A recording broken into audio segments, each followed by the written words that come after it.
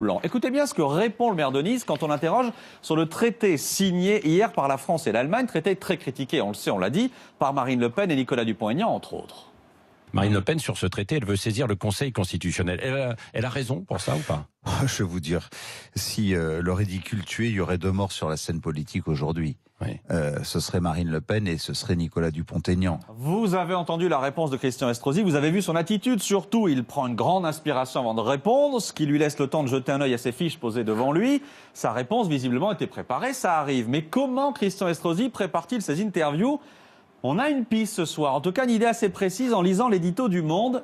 C'est du copier-coller. On vous a mis à gauche Christian Estrosi, à droite l'édito du Monde d'hier. Je vais vous dire, si le ridicule tuait, il y aurait 2 morts sur la scène politique aujourd'hui. Oui. Ce serait Marine Le Pen et ce serait Nicolas Dupont-Aignan.